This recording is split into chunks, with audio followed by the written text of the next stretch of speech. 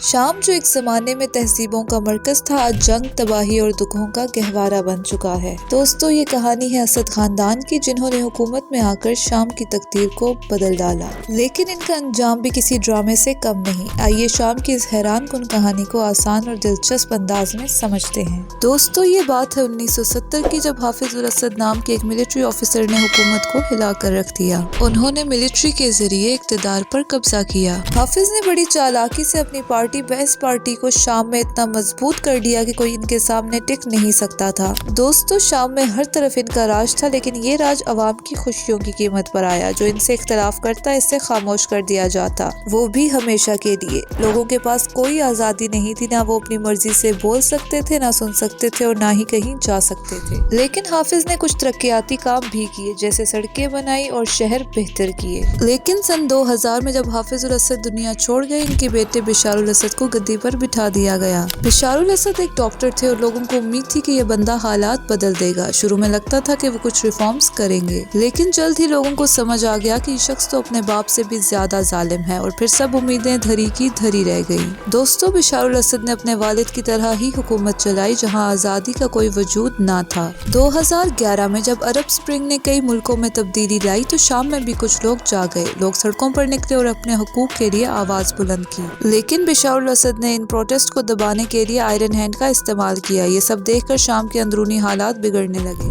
Government اور عوام کے بیچ کانفلکٹ اتنا بڑھ گیا کہ ملک خانہ جنگی میں بدل گیا۔ دوستو، یہ لڑائی صرف شام تک محدود نہیں رہی۔ دنیا کے بڑے ممالک نے اپنی انٹری دی۔ روس اور ایران نے بشار الاسد کو سپورٹ کیا، جبکہ امریکہ، ترکی اور دوسرے ممالک نے باغیوں کا ساتھ دیا۔ ایسا لگا جیسے شام میدان جنگ بن گیا ہو، جہاں ہر کوئی اپنے مفادات کی لڑائی لڑ رہا ہو۔ اس جنگ کا سب سے بڑا نقصان عام لوگوں کو ہوا۔ لوگ اپنے گھروں سے بے دخل ہو گئے، ہزاروں افراد جان سے گئے اور لاکھوں کو دوسرے ملکوں میں ریفیوجی بن کر رہنا پڑا۔ شام کی اکانومی تباہ ہو گئی۔ لوگوں کو کھانے کے لیے روٹی اور پینے کے لیے پانی بھی میسر نہیں تھا۔ یہ ایسا وقت تھا جب شام کے شہریوں کی زندگیاں مکمل طور پر برباد ہو گئیں۔ سالوں کی حکومت کے بعد بشار الاسد کی حکومت کمزور پڑنے لگی۔ عوام کا غصہ عروج پر تھا اور باغیوں نے بڑے شہروں پر کنٹرول حاصل کرنا شروع کر دیا۔ آخرکار دسمبر 2024 میں بشار الاسد کو اقتدار چھوڑ کر ملک سے بھاگنا پڑا۔ دوستو، یہ ایک ایسے خاندان کا انجام تھا جس نے 5 دہائیوں تک شام پر راج کیا تھا۔ شام کی یہ کہانی طاقت، سیاست اور عوام کی جدوجہد کی ایک زندہ مثال ہے۔ اسد فیملی کا زوال اس بات کا ثبوت ہے کہ ظلم اور جبر ہمیشہ قائم نہیں رہتے۔